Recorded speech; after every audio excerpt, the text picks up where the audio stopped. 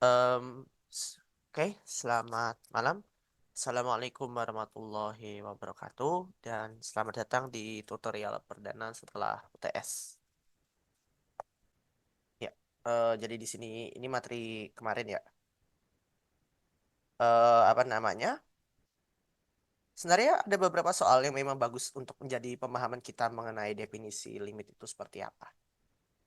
Nomor satu dan nomor dua ini akan kujadikan sebagai gambaran yang bagus. Tenang saja, apa namanya, sebenarnya kalau teman-teman tuh bisa bukan memahami ya, merasakan bagaimana kita bermain di analisis tuh, soal ini tidak akan terlalu mengerikan. Aku akui memang kayak nomor satu nomor dua ini bahasanya tuh agak sulit. Aku akui bahasanya sulit, tapi kalau kita bisa, apa namanya, kalau kita bisa menerjemahkannya ke bahasa yang lebih mudah, soal ini akan sangat mungkin dikerjakan, akan sangat mungkin dikerjakan. Apa namanya, ya nomor nomor satu ini juga bagus sih, nomor satu, nomor dua juga sebenarnya, apa namanya, eh untuk ini ya, FI merupakan himpunan berhingga. Sebenarnya di kelas sudah dikasih nggak teorema nilai antara? Adakah yang sudah tahu teorema nilai antara?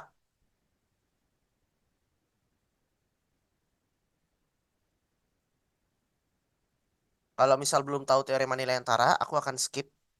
Dan ini ya, gimana? Udah dikasih ya. Mungkin kita akan ini bisa ku cover. Ini cepat kok. Ini cepat. Oke, kita akan gunakan teorema nilai antara sebagai toolsnya. Apa namanya? Hmm, eh, oh iya, oke, kita akan teorema nilai antara. Habis itu, apa? Continue seragam akan ku lewati dulu ya. Mungkin kita sebagai continue aja. Tapi sebelum itu, kita lebih baik membahas sedikit tentang basicnya dulu. In which kita akan ke PPT-nya Pak Hadrian. Ini apa namanya, PPT tahunku ya, tapi aku yakin modifikasinya juga hampir nggak berasa, paling cuma baikin typo aja. Eh, ini kita punya limit. Ini kita juga punya continue. Oke. Eh, mhm. Sebenarnya kalau mau nanti ada teorema nilai antara gini kan. Apa namanya? Sebenarnya teorema nilai antara tuh bisa menyelesaikan permasalahan tadi itu dengan apa namanya? Dengan cukup sederhana. Teorema 9 ini bisa menyelesaikannya dengan cukup sederhana. Tapi nanti kita lihat ya gimana penyelesaiannya. Oke, kita akan mungkin aku akan membahas agak pelan aja di sini, nggak apa-apa. Karena aku pengen teman-teman lebih mengerti esensi limit itu seperti apa. Aku yakin kemarin kan Pak Adrian juga udah ada nyediain kayak GeoGebra gitu kan. Karena waktu Pak Adrian ngajar aku ada di sebelahnya eh, nyelinap. Di sini kita punya limit, definisi limit. Teman-teman harap ingat juga ya di top apa bagian materi topologi kemarin, beberapa jenis titik-titik di himpunan itu seperti apa. Di mana di sini, apa namanya, kita kan punya istilah kayak titik interior, titik limit, titik cluster. Sebenarnya in terms of practice ya, in terms of topologi, kalau kita berbicara lebih general, cluster dengan limit itu adalah dua titik yang berbeda sebenarnya. Cuma kalau kita mainnya di sini, itu cluster dengan limit itu adalah titik yang sama. Jadi katakan kalau lupa namanya apa, ingat aja itu jadi titik limit aja. Titik limit lebih enak untuk diingat. Kenapa sifat yang hitungannya mungkin agak abstrak itu ya? Apa namanya, agak abstrak itu bisa dilakukan. Mungkin aku akan sedikit cerita ya seputar kenapa titik cluster itu harus didefinisikan juga biar kita tahu mau ngapain. Waktu tahun lalu di lomba kalkulus itu, lomba kalkulus di mana dia, di Solo, itu aku ada. ketemu sama Pak Johannes Matthew, aku lupa. Pokoknya Bapak dari ITB ya, aku lupa Pak Johannes kan namanya, Pak Johan ya, harusnya kalian tahu dari ITB. Di situ apa namanya? Beliau ngasih pertanyaan, gimana apa yang terjadi dengan sebenarnya turunan ya, tapi bisa diperumum dikit jadi limit, dengan limit ketika suatu titik itu bukan titik cluster, bukan titik limit, maaf, bukan titik limit. Itu kan teman-teman kalau udah ingat definisi limit ya, lim x mendekati kan biasanya kan udah dikasih gini ya, eh, C itu titik cluster, titik cluster atau limit. Definisi limit mungkin kita sambil ingat-ingat bareng ya. Apa? Untuk sembarang epsilon lebih dari nol itu terdapat delta. Jadi untuk setiap epsilon lebih dari nol tuh as usual ya, apa namanya? Katakan ini adalah apa namanya? Tek tek tek tek tek track, tek tek tek tek track. Ini adalah L ya.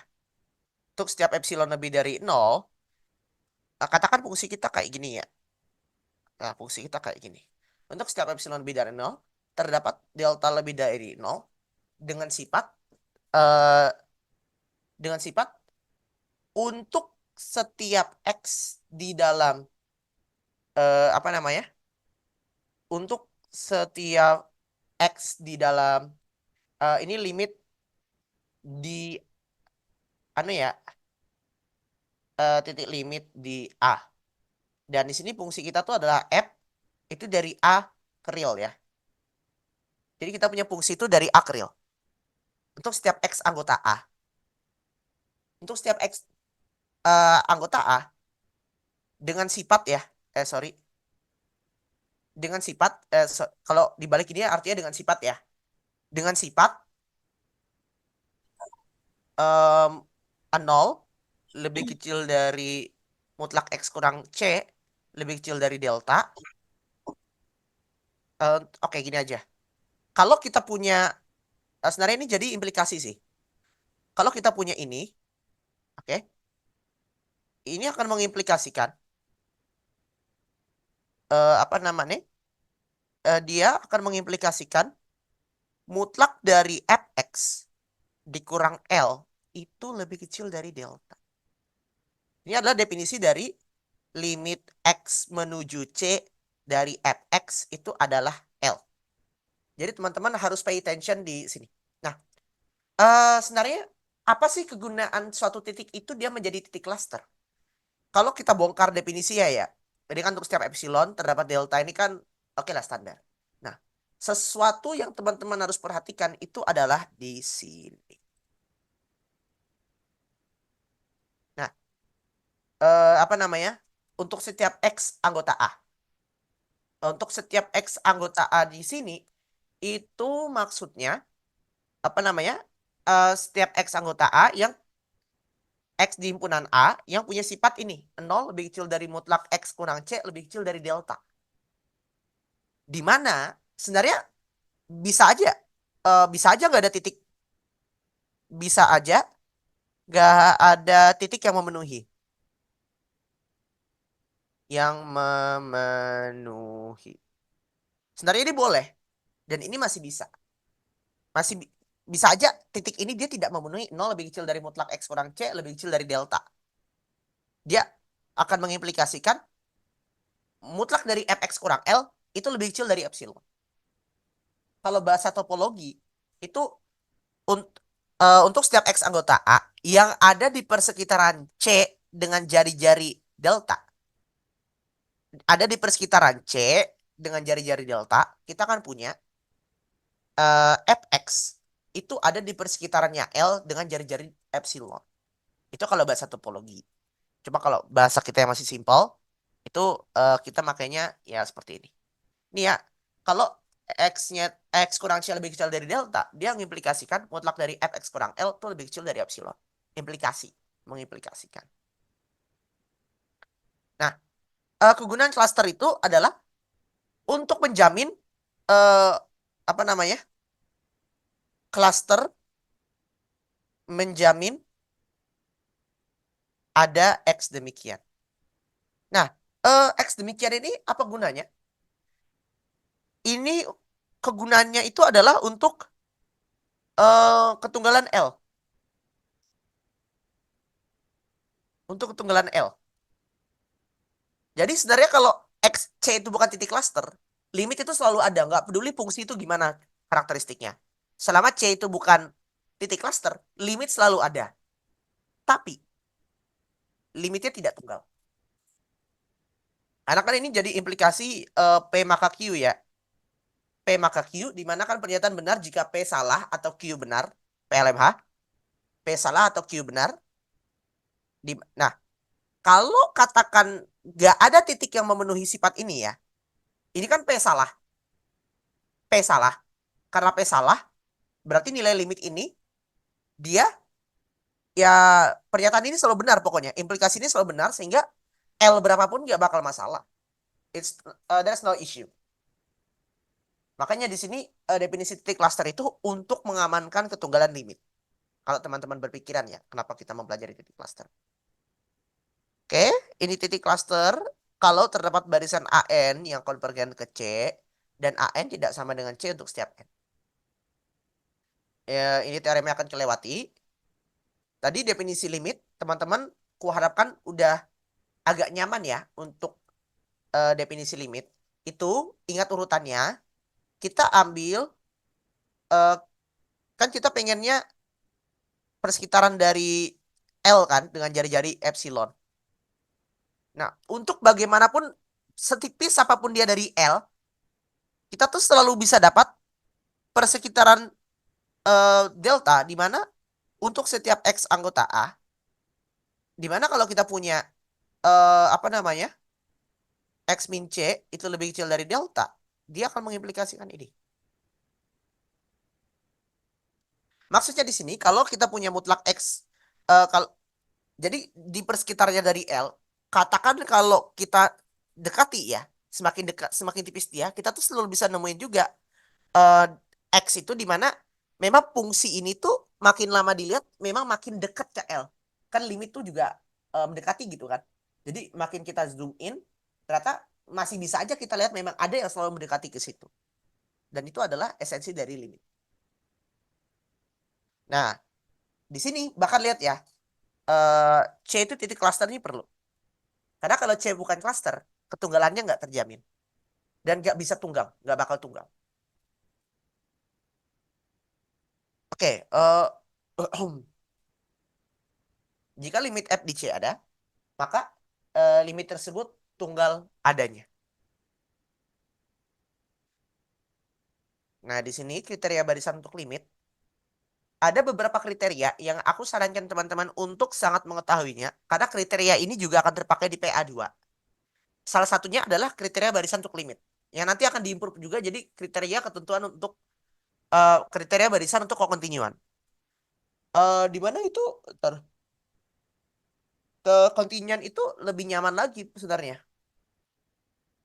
Gini aja. Nah, XN di A yang konvergen ke C, FXN konvergen ke FC. Ini kalau kita berbicara di kekontinuan. Kekontinuan itu nggak selalu perlu ada limit. Continue itu nggak selalu perlu ada limit. Kembali lagi kita mainnya di definisi epsilon delta. Jadi teman-teman harus hati-hati. Oke. Oke, sekarang teorema terkait limit. Apa namanya? Ini fungsi ini terbatas. Ini fungsi terbatas ya. Fungsi terbatas itu maksudnya katakan kalau kita bikin ini fungsinya, dan ini adalah atas bawahnya ya. Atas bawahnya, kita tahu apa ya bahasa kasarnya tuh F itu terkepung. Ya kalau kita ingin memahami dan bahasa agak bodoh, itu F itu terkepung. Jadi sini kita punya F itu terkepung, di mana apa namanya terkepungnya itu bagaimana? Ya kita bisa aja bikin sebenarnya kita bisa aja bikin bikin apa ya namanya? Bikin himpunannya nggak seperti ini. Ini nggak terlalu perlu, tapi untuk kenyamanan terbatas, itu memang orang-orang lebih suka bikinnya, dia tuh bisa dibatasi maksudnya dia tuh terbatas di interval di interval min M sama M. Ini kan ekuivalen ya, tentunya teman-teman udah tahu. Dia terkepung di antara min M sampai M. Untuk setiap X. Jadi grafik ini, dia terkepung. Nah, oh, oh, oh, oh, oh. Sekarang, kalau dia punya limit, dia tuh terbatas di suatu persekitaran. Jadi kalau limit dia terbatas di suatu persekitaran ya. Oh sorry, yang tadi pertama tuh definisi fungsi terbatas ya. Ini fungsi terbatas, tapi ini kita perluas dikit jadi terbatas di suatu persekitaran ya. Teman-teman harap sesuaikan aja. Ini terdapat delta nih, pokoknya gini. Kalau teman-teman ketemu kata terdapat delta, itu kalau kita terjemahkan ya, ini translate, aku translate. Kalau kita punya terdapat delta lebih dari nol bla bla bla, itu itu sama aja dengan kita pengen bilang terdapat suatu persekitaran. Persekitaran itu benar-benar sesuai namanya. Di sekitarnya aja, atas bawah kiri kanan gitu kan. Terdapat suatu persekitaran dengan jari-jari delta lebih dari nol. Maksudnya jari-jari dari persekitaran itu tuh delta. Hmm. Nah, ini sifat-sifat limit yang aku yakin teman-teman udah buktikan. Aku akan skip aja. Tapi perhatikan di sini ya. Sifat ini bisa kita pakai kalau limit F dan limit G-nya ada. Kalau kita nggak tahu limit F dan limit G ada, kalau kita tak tahu limit limitnya, itu belum boleh langsung pisah.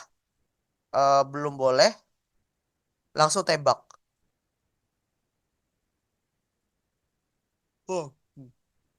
Belum boleh teman-teman langsung menembak jawabannya. Jadi harap diperhatikan juga kayak definisi kayak prasyaratnya itu seperti apa. Lebih lanjut, ya ini limit E per G ya kalau misal turunannya turunan kalau misal limit yang buat penyebutnya itu tidak nol. Ini teorema Apit adalah teorema kesukaan cukup banyak orang. Sebenarnya ketika kita pakai Squeeze theorem ini juga teman-teman lebih ke hati-hati akan hal ini ya. Kalau nanti teman-teman dikasih pernyataannya kayak gini nih. Nah, teman-teman dikasih pernyataan kayak gini. Oke. Nanti ketika kita ambil limitnya, dia selalu menjadi ini. Bagaimanakah contohnya? Kalau teman-teman ambil eh, apa namanya? Katakan gini aja deh, fx sama dengan x. Maaf.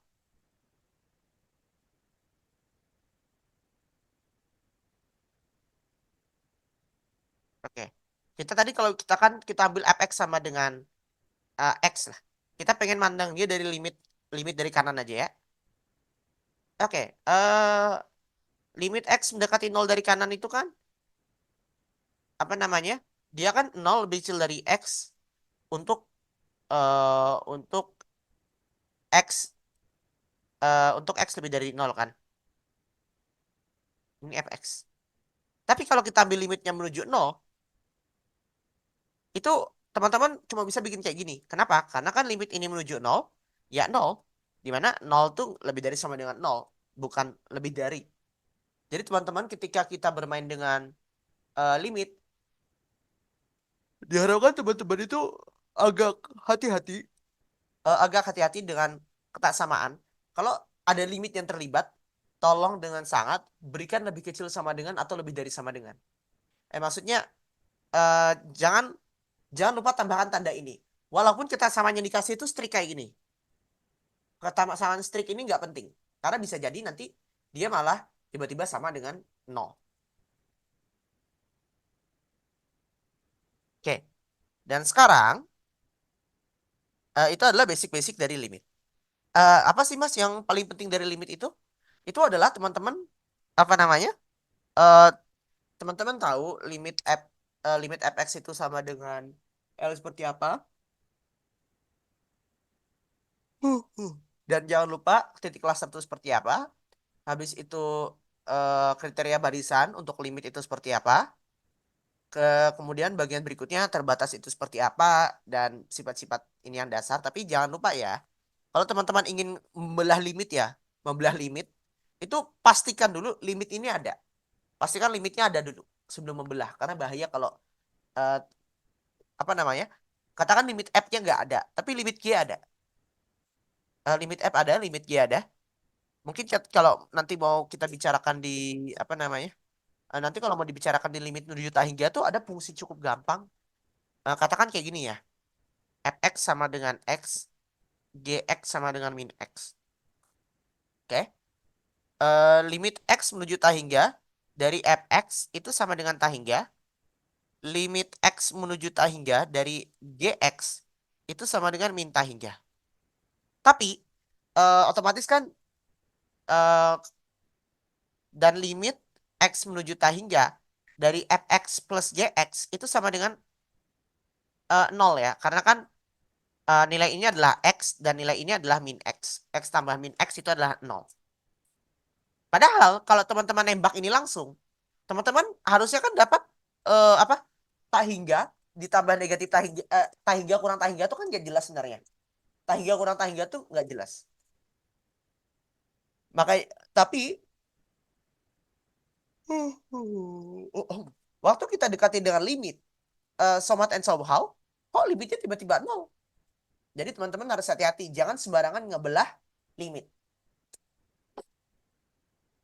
Ini ada Squeeze teorem, teorema Apit. Ini ada limit satu sisi, limit tak hingga, dan limit tak hingga. Oke, limit kanan, limit kiri. Ini teman-teman bisa perhatikan. Terutama itu ya, definisi klasternya seperti apa. Aduh, bangun aku yang ngantuk banget. Definisi persekitaran itu seperti apa? Itu klaster klaster A di kanan aja ya. A di kanan. A di kanan. Di kanan C. Kalau ini apa namanya? A di kiri C. Ya, jadi kemampuan teman-teman bisa menerjemahkan suatu pernyataan matematika itu adalah kemampuan yang sangat penting. Dan apa yang membuat pengantar analisis itu spesial dari yang lain adalah sebenarnya fokus kita di pengantar analisis itu adalah kita belajar untuk menerjemahkan pernyataan matematika yang cukup kompleks. Kalau teman-teman bisa menerjemahkan soalnya seperti apa dan apa yang ingin dilakukan, PA1 itu jadinya mudah. Kalau teman-teman bisa menerjemahkan, kayaknya aku harus dibuka deh. Nanti deh. Oke, di sini definisi limit kanan, definisi limit kiri itu seperti yang terlihat. Kalau untuk setiap epsilon terdapat delta dengan sifat yang ya kayak gitulah teman-teman bisa cek aja. Sebenarnya kalau teman-teman masih mau sih kayak gini pun gak apa-apa. Ini no problem. Ini no problem. Dikasih mutlak no problem. Apa tapi kalau misal dikasih mutlak itu apa namanya?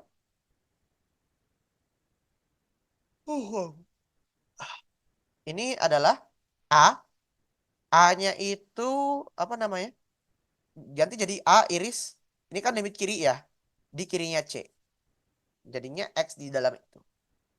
Berlaku sifat seperti demikian. Kriteria barisan itu selalu berlaku.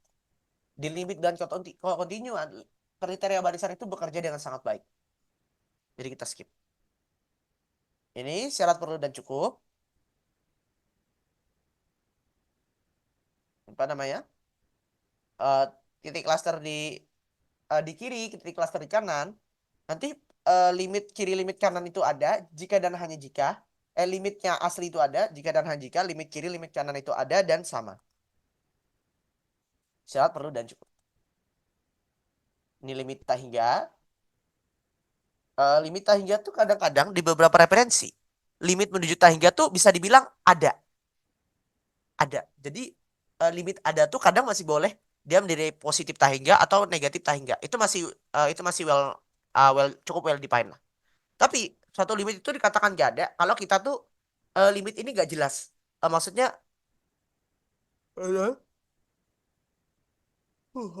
Ketika kita ingin deketin limit itu, limitnya tuh bisa bernilai positif, bisa bernilai A, tapi kalau dari jalur lain tiba-tiba dia bisa limitnya itu bisa jadi B. Itu limitnya nggak well defined. Tapi kalau limitnya tak hingga, itu kadang-kadang masih bisa dibilang ada. Limitnya masih bisa dibilang ada. Tapi sih kadang orang bilang limitnya tak hingga gitulah, biar lebih jelas aja. Oke, sebenarnya ini adalah uji banding. Apa namanya? Kalau eh, app-nya bablas, kalau apa app-nya bablas ke tak hingga, ini juga ngikut. Tapi di lain sisi, kalau ini bablas, karena kan app-nya lebih kecil kan. Kalau yang lebih gede aja bablas ke minta hingga, ya ini ikut. Ini adalah pernyataan dari teorema 9 yang kusederhanakan. Ini limit ketahinggaan. Apa namanya?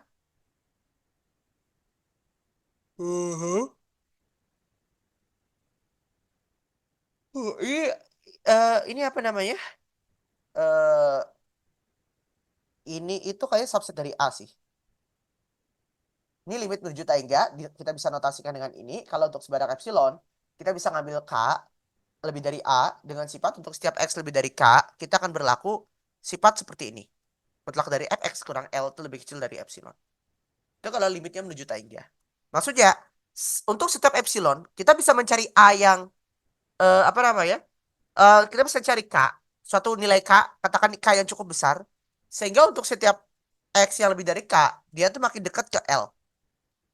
Dia dekat ke L dengan jaraknya paling kecil epsilon.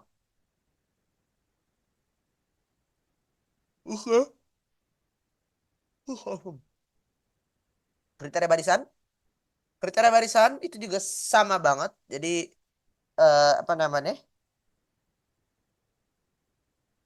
Oh, oh, oh.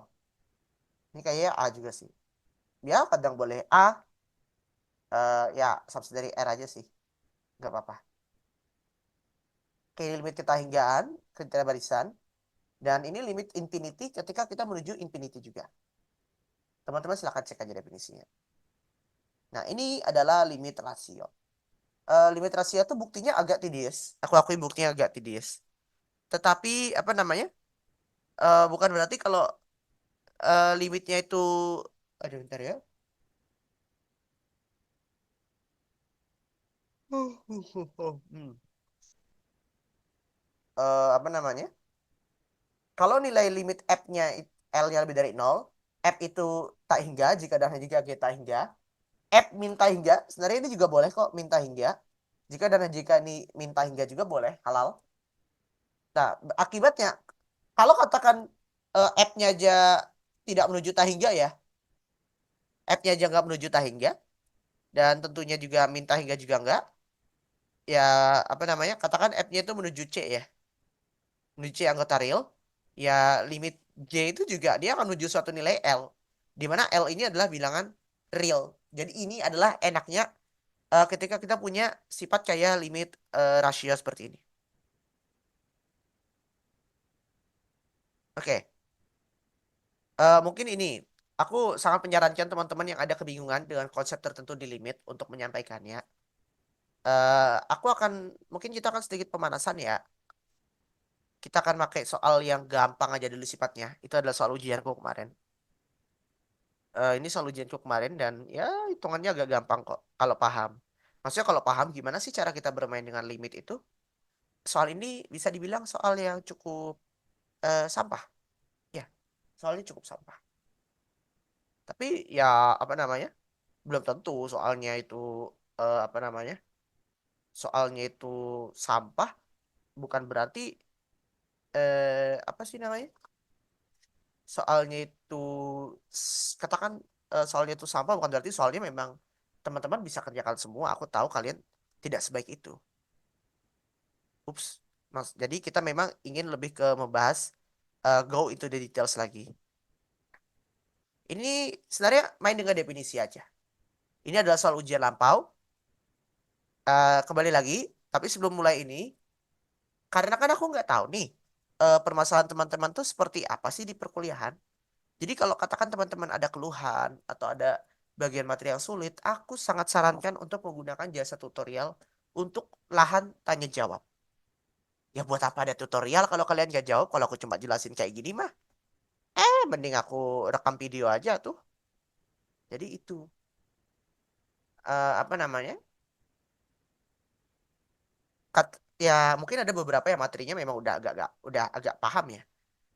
Tapi ada juga yang katakan kan, aduh definisi limit epsilon delta aja aku masih nggak paham. Nah, orang-orang seperti itu adalah orang-orang yang sangat seharusnya untuk mengikuti tutorial ini. Maksudnya sangat diwajibkan untuk ikut tutorial ini. Karena mereka bisa bertanya kembali, Mas Orlando, itu bagaimana sih kita bermain dengan limit dan lain sebagainya. Oke, aku akan memberikan waktu untuk teman-teman, mungkin juga merenungkan gimana apa. Ini nanti kalau teman-teman mau lihat catatan, aku sarankan untuk lihat dari record aja ya. Karena kan ini PPT Pak Hadrian kan, yang mana aku cuma jadikan ini buat referensi. Itu aku ngerasa kurang enak juga kalau langsung aku kasih di slide catatan. Tapi ini akan kusimpan. Tapi teman-teman kalau mau ngakses apa yang ku catat ini, silahkan cek di rekaman tutorial ini nantinya. Biar kalian juga nonton tutorialnya. Aku tahu kalian malas nonton. Oke. Apa ini namanya? Nah, sekarang teman-teman coba memulai dengan ngerjakan soal ini. Kerjakanlah pakai definisi. Ini pakai definisi. Pakai definisi. Oke.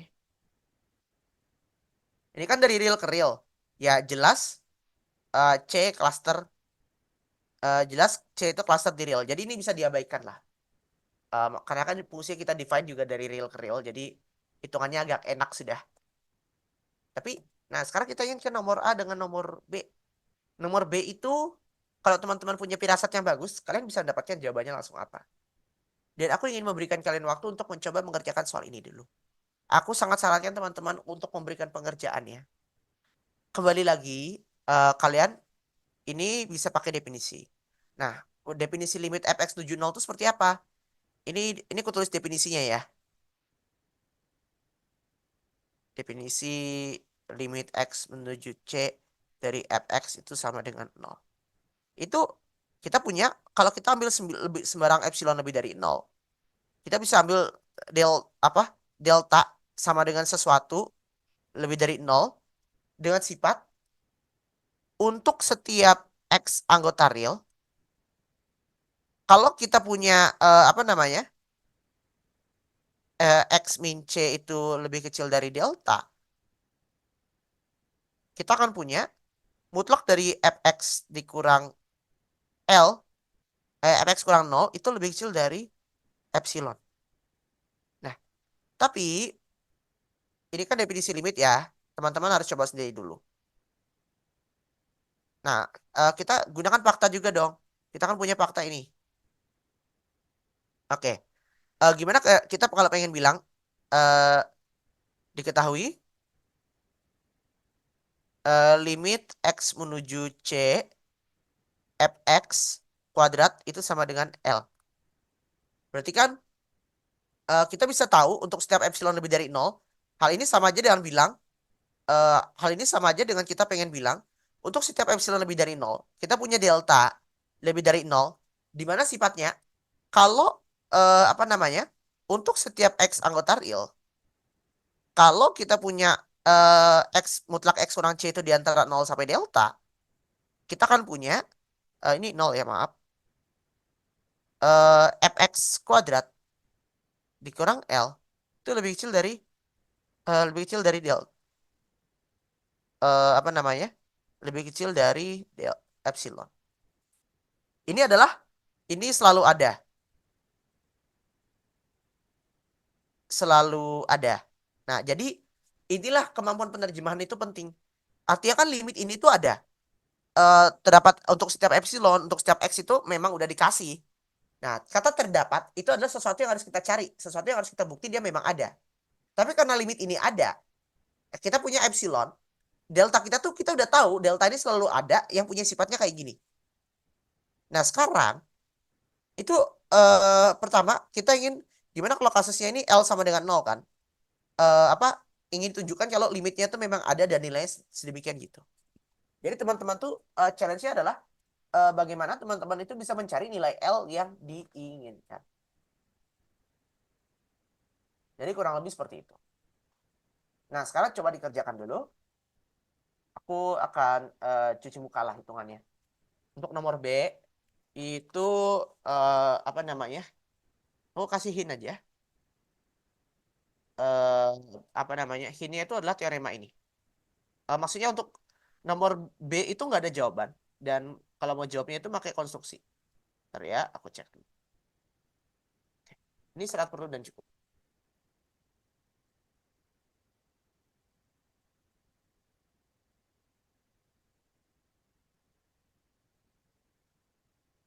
Oke, eh ini ada di sini.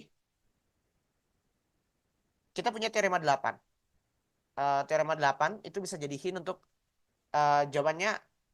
Jawaban, ini jawaban ya. eh Apa limit X menuju C dari fx itu tidak selalu ada. Kan yang ada kan limit f kuadratnya itu ada. Tapi limit f kuadrat ada tuh nggak mengimplikasikan limit dari f itu ada. Karena kan ya mungkin teman-teman akan tergoda kan. Mas, kan bisa aja tuh limit X menuju C dari fx kuadrat kan. Sama aja dengan Mas mau bilang limit X menuju C fx dikali limit X menuju C dari fx. Ya, teman-teman akan tergoda untuk membelahnya kayak gini. Tapi ingat, baru boleh dibelah kalau limitnya itu ada. Maksudnya limit dari F yang asli itu ada. Nah, di sini kan yang kita tahu kan cuma limit dari F kuadrat, bukan limit dari F ya. Jadi di sini nggak boleh teman-teman langsung ngebelah dan bilang, oh untuk nomor B ya limitnya kan akar L, selesai dong mas. Untuk nomor satu juga ya akar dari nol kan nol. Nggak, nggak semudah itu, nggak semudah itu. Makanya di sini apa namanya? Tadi hipotesa bahwa limit dari bagian yang dibelah itu ada, itu harus ada dulu. Kalau ada bagian yang waktu dibelah dia limitnya nggak ada ya, teoremanya nggak bisa berlaku langsung. Oke, jadi clue-nya adalah jawabannya adalah tidak ada dan itu adalah hintnya. Nah, coba teman-teman konstruksikan fungsi F yang bisa melakukan apa yang kita mau. Coba. Dan ini juga ya, karena kan kita di S1 Matematika itu yang bikin kita agak spesial dari anak-anak SMA atau orang prodi lain itu adalah kemampuan kita melakukan konstruksi.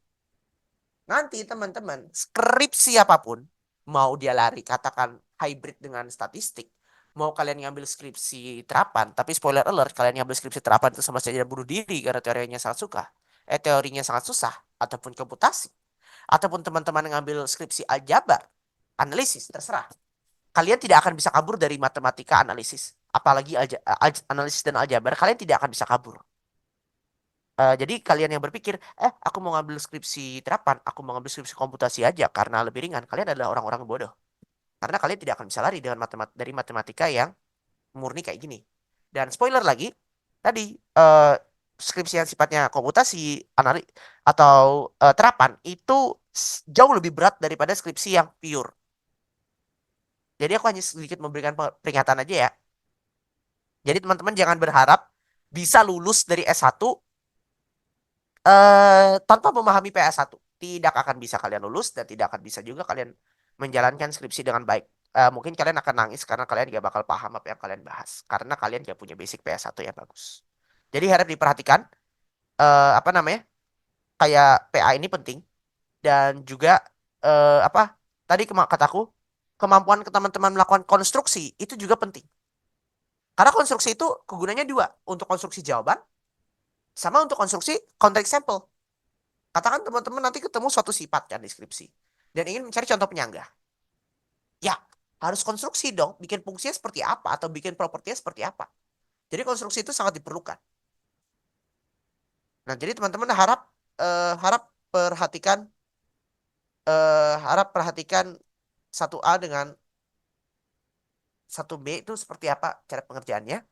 Aku akan kembali dalam waktu dekat. Mungkin aku tidak akan bertanya ke teman-teman karena aku juga skeptis kalau kalian bisa mengerjakannya. Setidak yakinnya aku.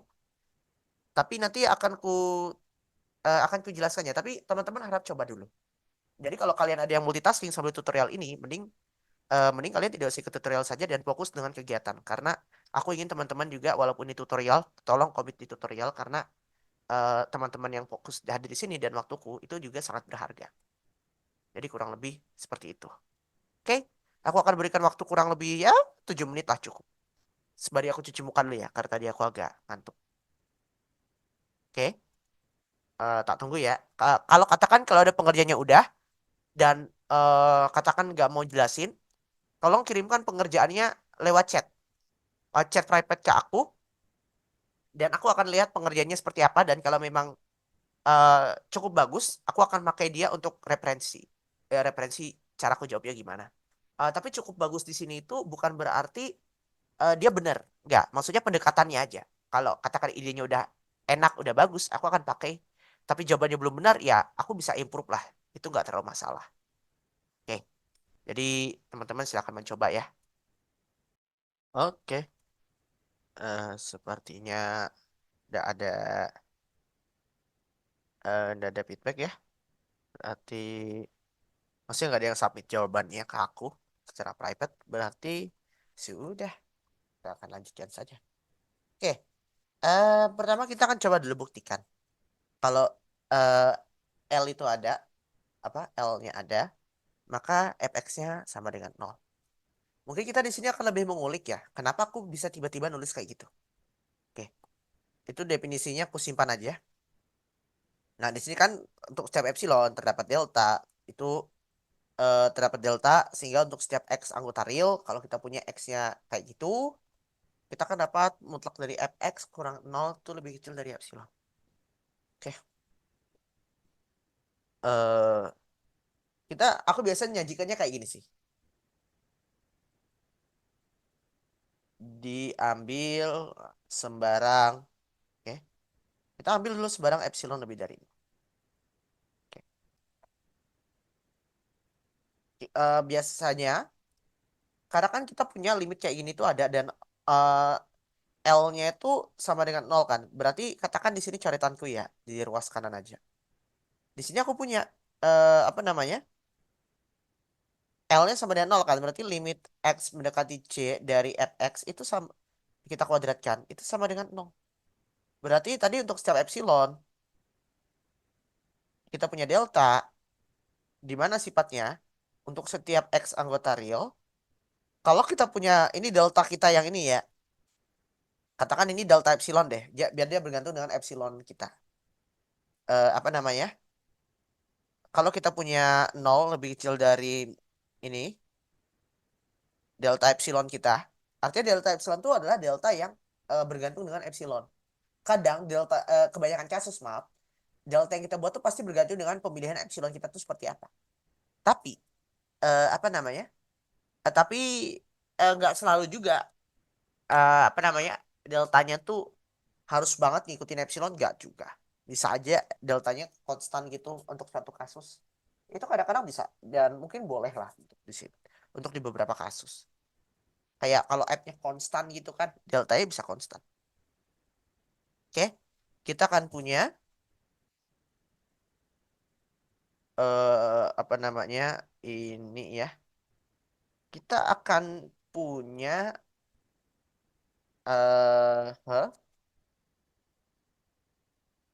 Mutlak dari X dikurang C lebih kecil dari delta epsilon itu kita akan punya ini fx kurang L lebih kecil dari epsilon. Ini kita punya sifat kayak gini. Sorry, fx kuadrat ya. Kita kuadratkan dikurang nol itu lebih kecil dari epsilon. Berarti di sini kita punya juga pakai sifat bilangan mutlak ya. fx kita kuadratkan itu lebih kecil dari epsilon.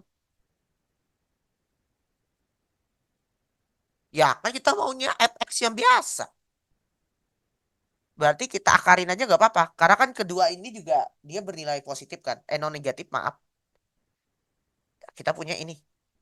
Mutlak dari fx ternyata bisa kita bikin dia kurang dari akar epsilon. Bagaimana kasusnya kalau katakan kita ganti ini itu dengan epsilon kuadrat. Kita punya epsilon kuadrat. Epsilon kuadrat, bolehlah kuadratnya kita hilangin. Karena ini positif, boleh langsung jadi epsilon aja. Wah, dapat dong mutlak fx-nya kurang dari epsilon. Ya selesai. Nah, selesai. Nah, di sini kita akan coba tulis secara rapi. Karena, apa namanya, limit dari x menuju c, fx kuadrat itu sama dengan 0, terdapat delta yang bergantung dengan epsilon kuadrat. Ini perhatikan ya, karena kan ini ku ganti jadi epsilon kuadrat gitu kan. Kita lihat gimana kejadiannya kalau kita ganti dengan epsilon kuadrat. Maksudnya delta yang kita buat ini bergantungnya sekarang dengan epsilon kuadrat, bukan dengan epsilon. Gak masalah. Epsilon pangkat 3, epsilon pangkat 4, 5, 6, 7, 8. Gak masalah. Yang penting dia tuh selama dia tuh lebih kecil dari suatu epsilon. Satu epsilon. Epsilon pangkat n gak masalah. Log epsilon masalah. Log epsilon bermasalah. Ya epsilon pangkat n lah. Epsilon pangkat n atau k atau apa? Katakan teman-teman ketemunya epsilon pangkat n. Atau teman-teman punyanya k konstanta kali epsilon pangkat n. Oh, no problem. Teman-teman masih bisa aja bikin. Kalau teman-teman ketemu kayak gini nanti di jawaban halal, ini masih boleh dipakai. Ntar. Katakan kalau yada yada yada bla bla bla bla bla lebih kecil dari katakan k kali epsilon pangkat n, di mana apa namanya k itu lebih dari 0. eh ini ya ini masih masih benar, masih benar buat definisi limit, buat definisi limit. Kenapakah kira-kira masih benar? Limit boleh, kekontinjuan boleh, integral boleh, apa namanya turunan juga boleh, no problem oh. Ini masih benar buat definisi limit karena apa ya? Gimana cara mau bilangnya? Karena epsilon kita tuh sembarang, epsilon kita tuh sembarang. Jadi ya buat berapapun epsilon ujung-ujungnya nanti tetap dia bakal nyusut nyusut nyusut nyusut dan mendekati nol. Masih no problem. Oke, berarti di sini aku ingin bikin dia bergantung dengan epsilon kuadrat. Terdapat epsilon kuadrat lebih dari nol, sehingga untuk apa namanya?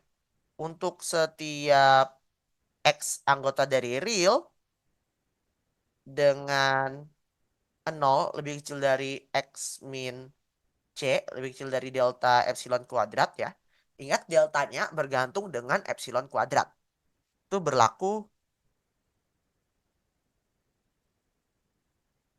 eh, fx kita kuadratkan kurang 0 lebih kecil dari delta kuadrat.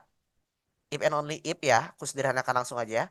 Fx kuadrat lebih kecil dari epsilon kuadrat. Ini bisa kita simplify aja ya. Ini nggak masalah lah.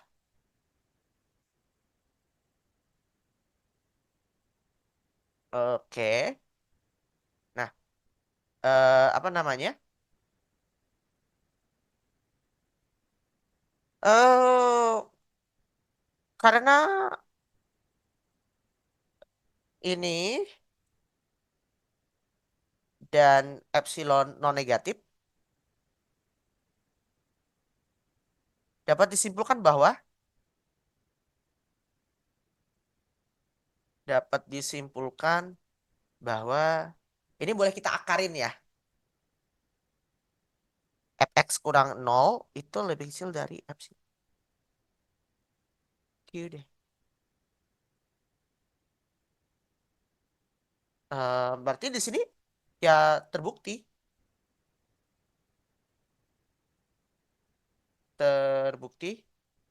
limit x mendekati c dari fx itu ya sama dengan 0 which is s.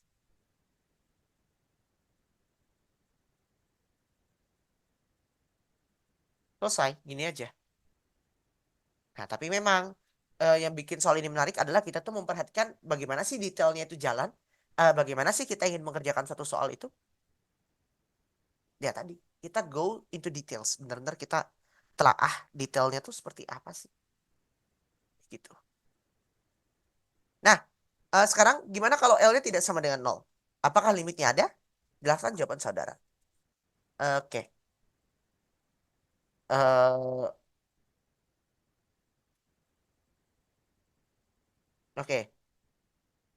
Ini tidak selalu ada. Maaf ya, bukan tidak ada.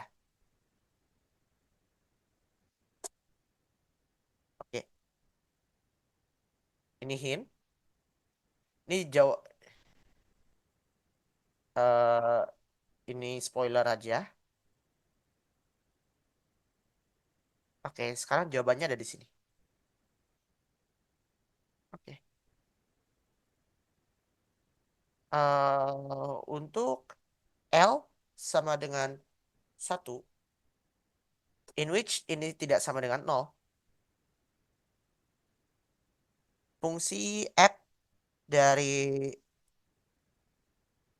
dan katakan C sama dengan nol. Ini C bebas.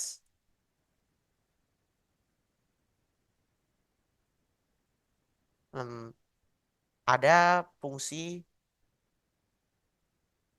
F dari real ke real dengan definisi fx itu sama dengan satu min satu. Ini kalau x-nya lebih kecil sama dengan nol, ya nol which is sama dengan C. X-nya lebih dari nol which is C.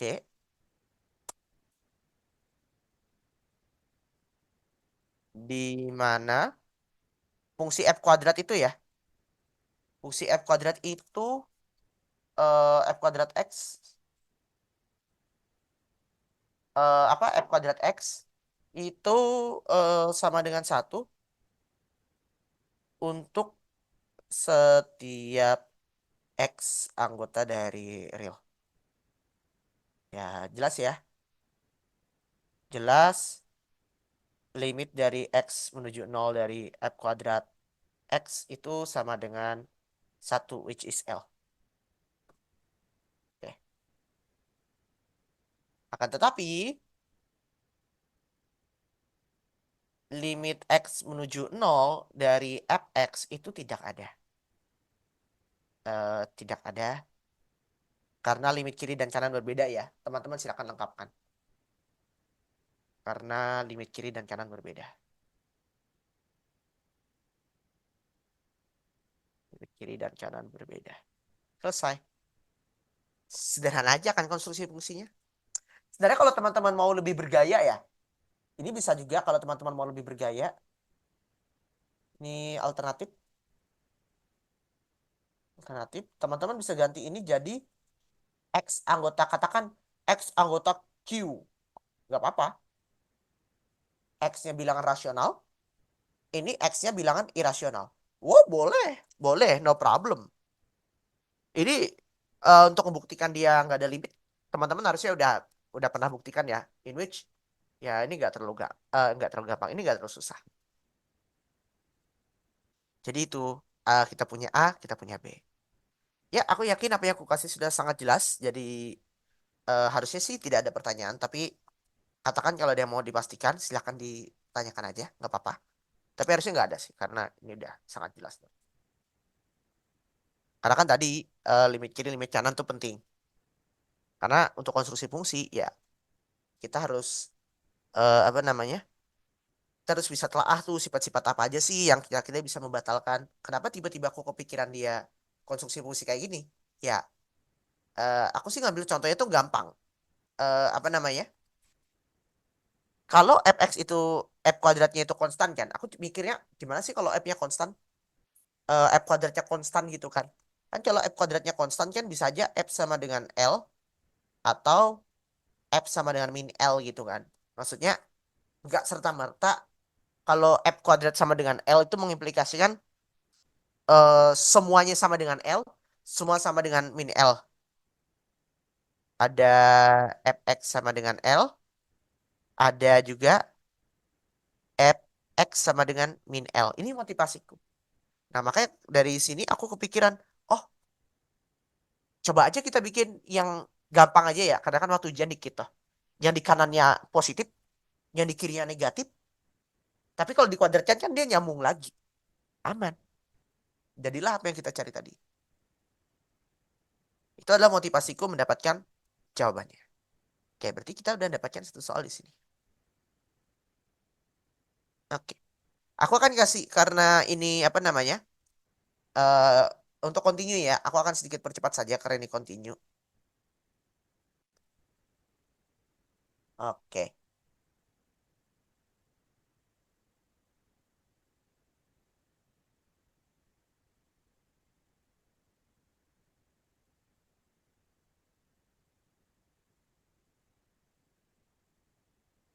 Oke, sebenarnya ada dua cara untuk mengerjakannya. Tapi aku ingin menggunakan yang ini, ya, aku akan agak percepat. Ini adalah teorema nilai antara. Bentar.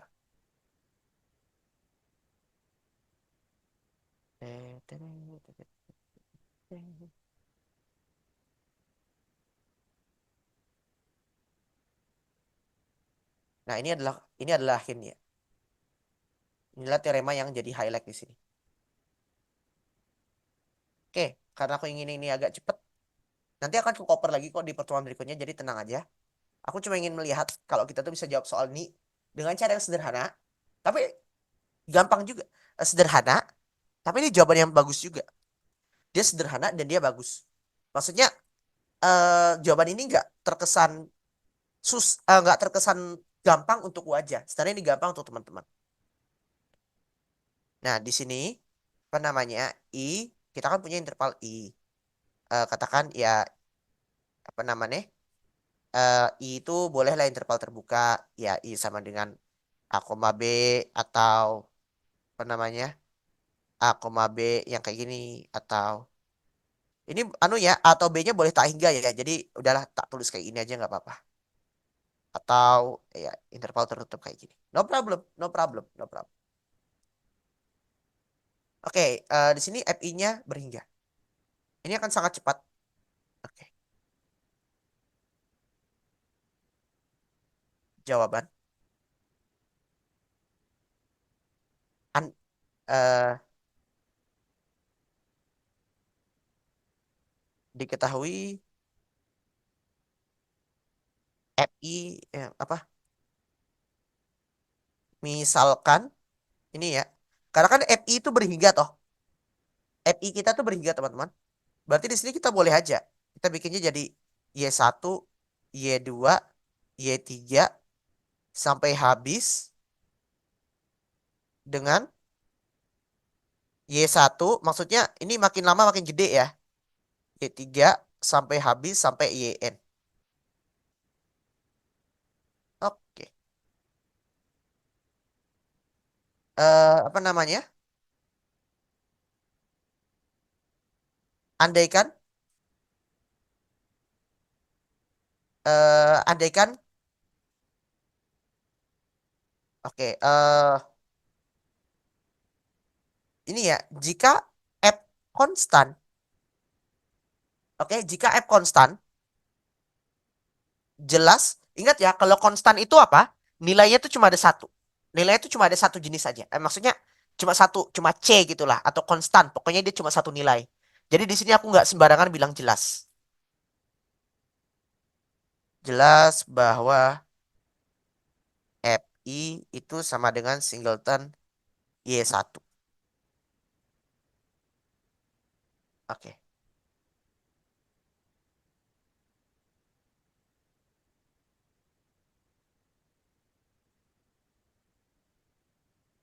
Sebentar. Salah, salah, salah.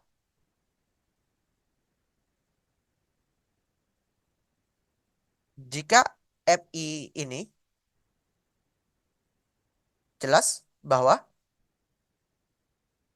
apa namanya? F itu konstan. Karena kan nilainya cuma singleton kan. Maksudnya image dari I itu cuma singleton. FI itu adalah bukan fungsi dari eh apa fungsi dari himpunan I. Enggak. Itu adalah hasil pemetaan dari himpunan I ke real.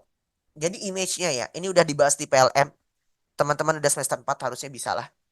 Jelas bahwa F konstan, oke. Jelas bahwa F konstan sehingga jelas bahwa F konstan.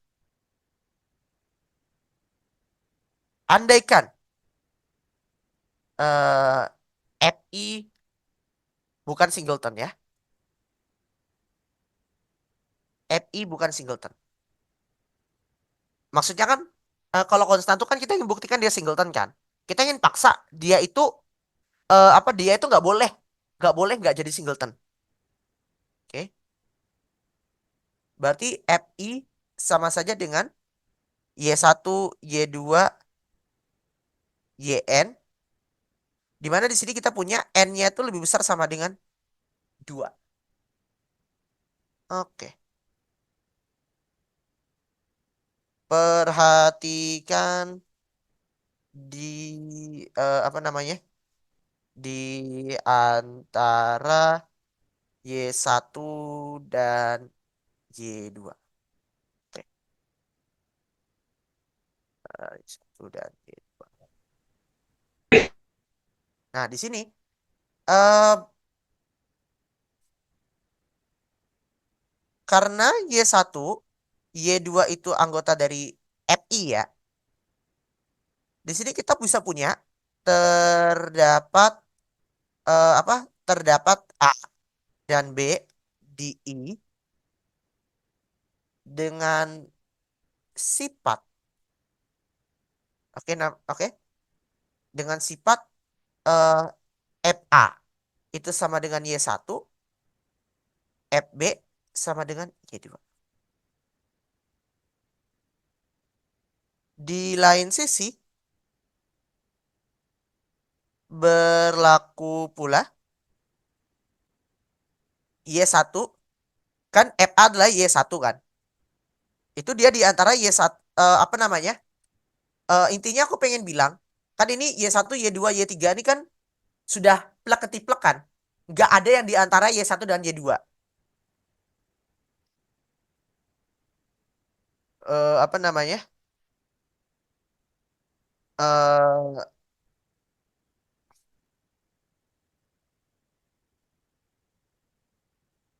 Berikan bahwa ini ya, bahwa di antara tidak ada nilai apa?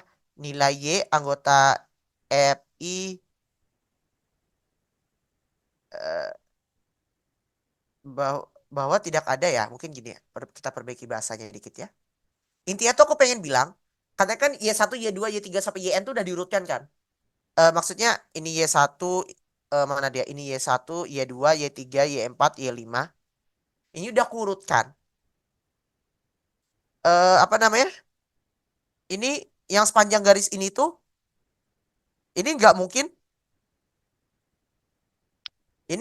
masuk masuk di FI. Kenapa, Mas? Ya, kan ini kan tadi udah kita urutkan. Ini udah kita urutkan dan dia sudah seperti ini. Nggak mungkin ada nilai Y yang di antara Y1 Y2 lagi. Maksudnya nggak ada yang dia nggak bakal masuk image dari F di I. Itu nggak boleh. Karena kita udah definisikannya, kita udah mengurutkannya dari awal.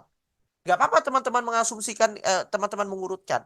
Kan bilangan real tuh terurut lengkap juga. Jadi teman-teman mau ngurutin dia dari terkecil ke terbesar langsung.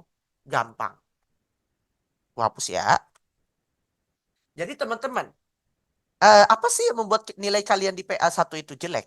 Itu adalah kalian yang menghafal.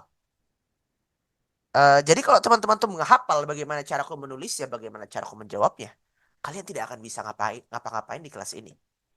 Kalian tidak bakal bisa ngapa-ngapain. Sama kayak kita olahraga.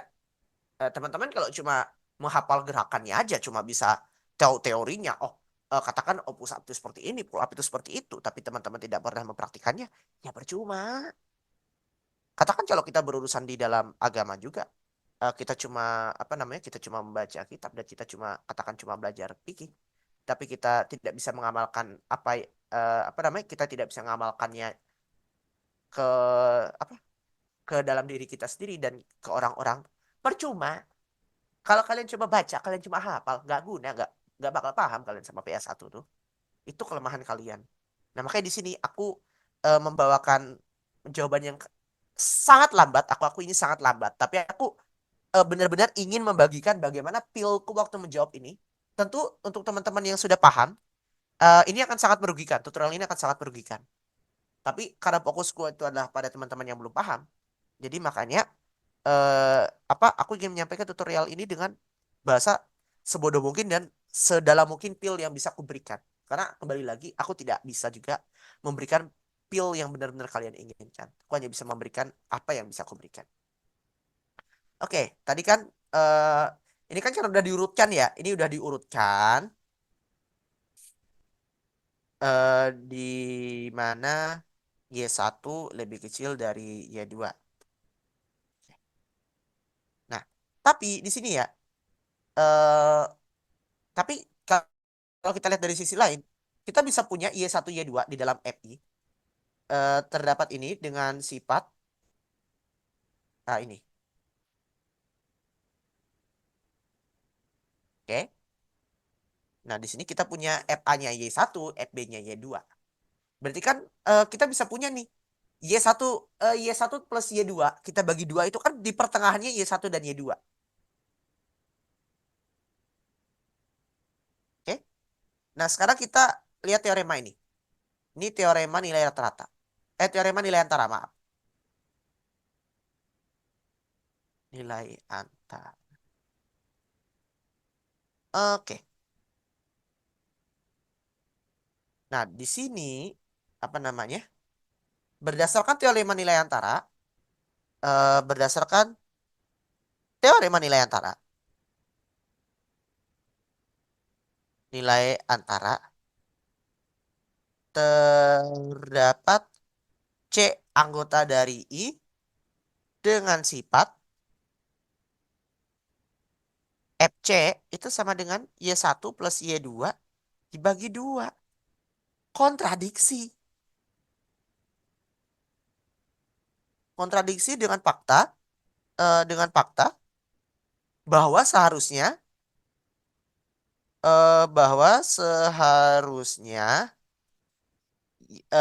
Y1 plus Y2/2 itu tidak bukan anggota FI.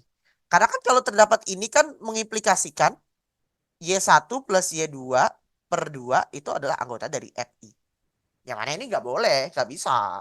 Karena kan tadi udah kita state dari awal kalau karena dia udah berhingga aku susun dari terendah ke paling kecil ke paling besar, nggak mungkin lagi kita bisa nemukan sesuatu yang di antara yang udah kita urutkan itu. Karena kan tadi udah kita sortir dari terkecil ke terbesar. Itu keuntungan kita bisa nyortir kayak gini. Jadi kurang lebih seperti itu. Simple ya. Maksudnya di sini kita cuma ngeliat dari konstruksi dan kita apa namanya J1 J2 itu seperti apa. Udah. Segampang ini soal ujian dan fun fact kemarin banyak yang nggak bisa ngerjain soal ini. Nggak tahu juga kenapa. Aku juga bingung kenapa nggak bisa dikerjain.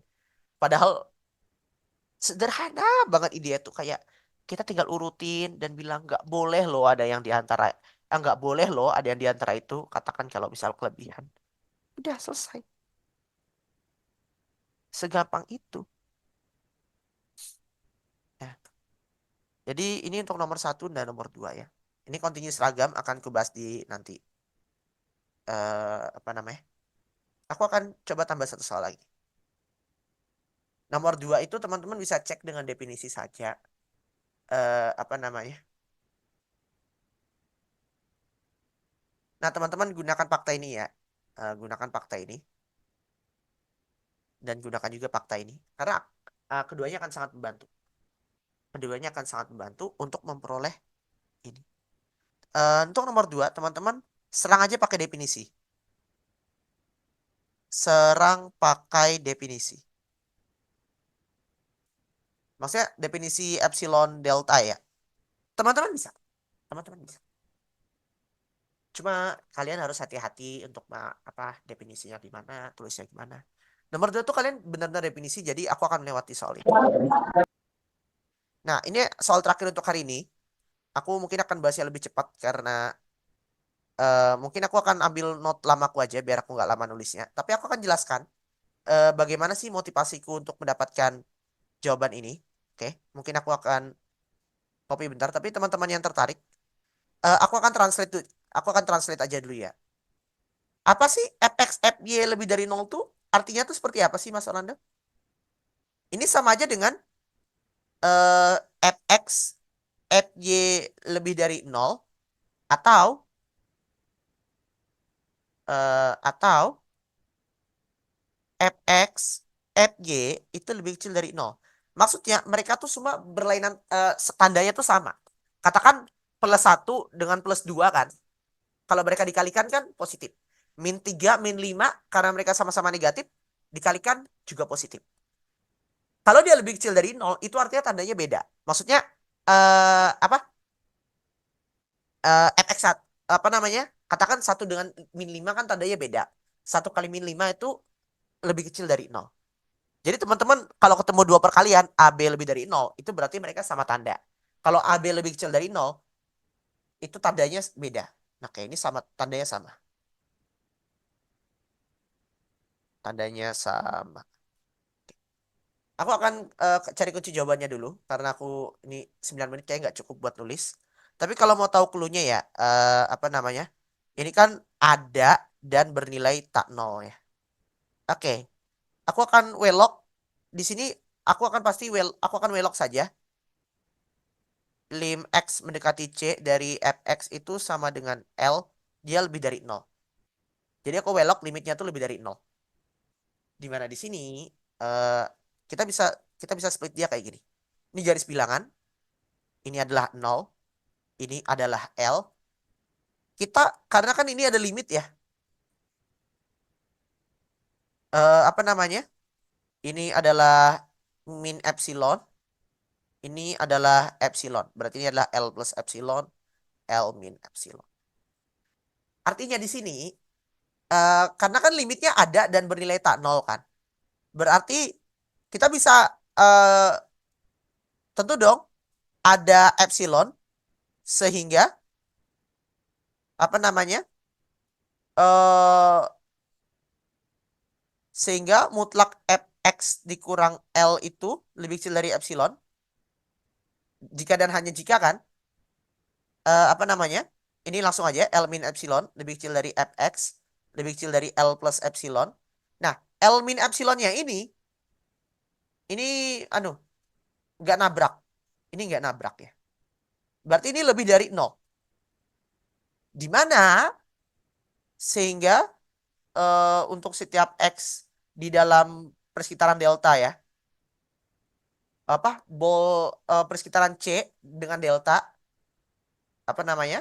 eh sehingga terdapat delta di mana untuk setiap X di dalam persekitaran C dengan jari-jari delta atau itu loh yang X min ini diiriskan dengan apa dengan real dengan himpunan A ya, maaf. Ini X min C lebih kecil dari delta, kecil dari A ya. Ini A yang tidak memuat nol. Ya, paham aja lah teman-teman. Ini ekuivalen juga mau kayak gini teman-teman ngomonginnya. Jadi kan untuk apa namanya? Untuk setiap XY. Ya ini nih sebenarnya sama aja. Ini nih eh sok keren banget bahasanya. Teman-teman bisa bikinnya kayak gini. A nol lebih kecil dari X min C, Y min C lebih kecil dari delta. Ini apa namanya? Kita bisa melakukan ini di mana nol lebih kecil dari L min epsilon, lebih kecil dari fx, lebih kecil dari L plus epsilon. Ini juga masih bisa. Ini kan kalau positif ya. Kalau L-nya negatif sebagai latihan. Sebagai latihan. Sehingga terdapat delta ini lala. Lala. Nah, selesai. Ini selesai. Sebenarnya garis besarnya kayak gitu aja. Jadi ini nol. Nah, teman-teman L bikin yang epsilonnya kayak gini. Ini apa namanya? Ada fx yang di dalam itu di dalam itu buat apa? Buat ini ya, delta selesai. Nah, jadi di sini permasalahannya itu adalah bagaimana teman-teman tuh bisa mengonstruksikan L min epsilon.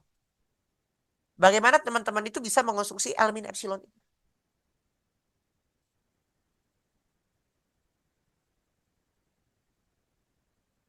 Oke, aku akan ngasih cari coretanku. Teman-teman kalau mau ini ya, epsilon enak. Epsilon enak itu, teman-teman ambil aja epsilon nol itu sama aja dengan, ini kan L, ini nol kan. Teman-teman ambil aja di tengahnya.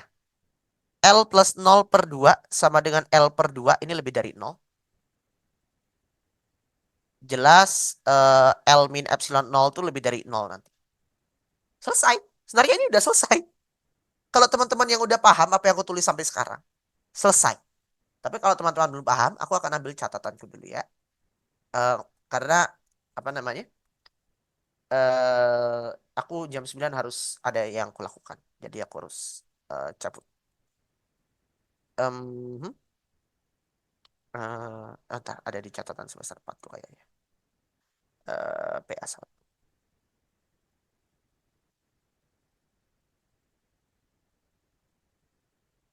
Oke, oke, oke, oke, oke.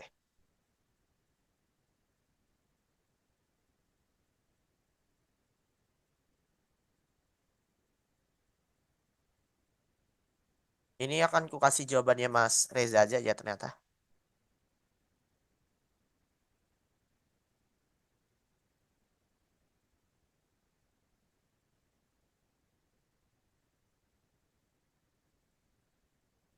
Hmm, Teret, tet, tet.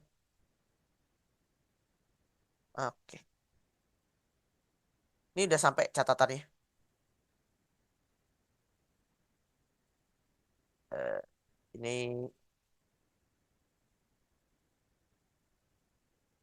ini ya, aku kasih kredit ya. Ini kreditnya tutor PA tahun lalu. Fahrizan Seras Dialdin. Oke, ini adalah kreditnya. Oke, ini jawabannya. Ini jawaban pool. Jawaban poolnya tuh simple. Nah, ini teman-teman tidak akan paham. Kalau teman-teman tidak ikut tutorial ini, teman-teman tidak akan paham apa aja yang aku tulis tadi. Jadi teman-teman harap perhatikan alurku nulis itu seperti apa. Jadi kan tadi aku welok L-nya lebih dari nol. Ini kan ilustrasi kita jalannya kayak gimana. Aku pengen cari persekitaran dari L. Ya, aku ambil L min epsilon, L plus epsilon ya kan. Apa namanya? Yang penting dia tuh L min epsilon tuh nggak nabrak dengan nol. Dia nggak nabrak nol. Sebenarnya kalau teman-teman agak ekstrim ya. Kalau teman-teman mau apa namanya? Epsilon sama dengan L, boleh. Epsilon sama dengan L, boleh. Dan ya technically nggak ada masalah sih. Nggak ada masalah. Cuma kayaknya agak aneh aja. Intinya di sini ada epsilon sehingga apa namanya? Sehingga terdapat delta di mana di sini untuk setiap x yang di dalam persekitaran C, persekitaran C itu kita punya apa namanya? Kita punya sifat apa namanya? Mutlak dari fx min L itu lebih kecil dari epsilon. Atau kita dapat nol tuh lebih kecil dari L min epsilon, lebih kecil dari fx, lebih kecil dari L per epsilon. Ya sebenarnya technically selesai. Karena kan maksudnya untuk setiap x y di A, di mana kalau x min c, y min c itu lebih kecil dari delta, fx, fy-nya itu semuanya tandanya sama. Tandanya apa namanya? Tandanya sama. Either positif semua atau dia negatif semua. Nah, itu yang ingin disampaikan di sini tuh. Nah, ini jawaban poolnya. Ini jawaban dari Mas Fahrezan. Karena ya ini jawabannya sama. Karena aku yang ngasih dia buat Mas Reza waktu itu. Jadi ini juga yang tak tulis. Oke. Nah, ini itu tadi coretannya. Ini jawabannya segini aja. Oke, untuk epsilon sama dengan L terdapat delta, di mana untuk setiap X anggota A dengan, oh maaf ini ada typo dikit. Oke, lebih kecil dari delta itu berlaku mutlak dari fx min L lebih kecil dari epsilon. Ya intinya ini, teman-teman bisa simplify aja ruas persamaan ini sampai kalian nggak bisa pikirkan untuk bikin surat pengunduran diri ya, sampai kalian nggak bisa nge-simplify, maksudnya nge-simplify ini jadi ini, lalu kalian nyimpulkan ini sampai tidak bisa. Saranku pikirkan surat pengunduran diri saja. Aku serius, karena sampai kalian nggak bisa ngelakuin ini, kalian benar-benar rusak di basicnya. Akibatnya, untuk setiap X dan Y anggota A, dengan X min C itu di antara 0 sampai delta, dan 0 apa Y min C itu di antara 0, nol lebih kecil dari Y min C lebih kecil dari delta kan, berlaku fx-nya 0, fy-nya 0, sehingga fx fy lebih dari 0. Selesai. Untuk kasus L negatif sebagai latihan ya.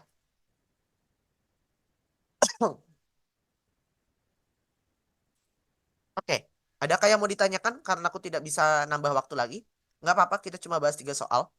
Tapi ini juga kalian cuma nulis pakai definisi ya. Ini murni definisi aja. Hitung-hitung kalian belajar nulis lah. Kalian mikir, epsilon itu gimana? Delta itu gimana? Ya kalian nggak bakal ngerti kalau kalian nggak bakal nggak pernah nulis epsilon delta itu seperti apa. Makanya nomor 2 aku biarkan kalian lepas kalian, karena aku pengen ya, kalian memang benar-benar main di definisi. Nah, katakan kalian nanti ada yang udah ngerjakan semua soal ini dan butuh feedback dari aku. Aku sangat senang kalau kalian memberikan jawaban dan aku kasih feedbackku, walaupun aku pakai ya bakal agak telat. Atau katakan kalau kayak gini, apa sih namanya? Kalian cuman coba nomor 2 dan pengen cek, Mas Rando tolong cek jawabanku dong kayak gimana? Aku sangat bersedia. Karena itu adalah tugasku sebagai tutor. Ya harapanku sih jadi tutor banyak yang nanya, tapi entah kenapa di sini chat yang termuat cuma chat dari Juan aja ya. Oke, aku screenshot aja sebagai barang bukti. Noted. Oke. Apa namanya? Nah, itu udah copy to clipboard berarti udah ke SS. Ya, ya pokoknya kalian gunakanlah jasa tutor sebaik mungkin. Karena tidak semua prodi itu punya tutor, punya sistem tutor yang sebaik di prodi matematika. Jadi kalau kalian tidak memanfaatkan, kalian sangat merugi. Bagi yang sudah paham sih, mending gak usah ikut tutorial ya. Tanya aja aku di luar forum ini. Karena tutorial ini fokusku untuk mereka yang masih belum terlalu bisa. Oke, jadi seperti itu guys. Oke, terima kasih banyak. Mohon maaf aku tidak bikin materi tutorial. Mungkin berikutnya juga aku tidak akan bikin materi tutorial. Karena aku ingin hemat tenaga saja dan kupikir aku ngetik pun cuma intinya aku ngelis soal aja, nggak terlalu seru. Kecuali kalau ada hal menarik gitu yang ingin ku sampaikan ya akan ku sampaikan di tutorial. Kita mostly akan bahas soal UAS dan soal dari Bartol, and that's it. Udah selesai. Jadi kurang lebih seperti itu. Terima kasih banyak atas kehadiran teman-teman. Walaupun aku tidak tahu kalian hadir atau tidak. Sampai jumpa di tutorial 2 minggu mendatang. Oke, selamat. Bentar, ini gimana sih cara end recordingnya? Oke, recording akan ku end.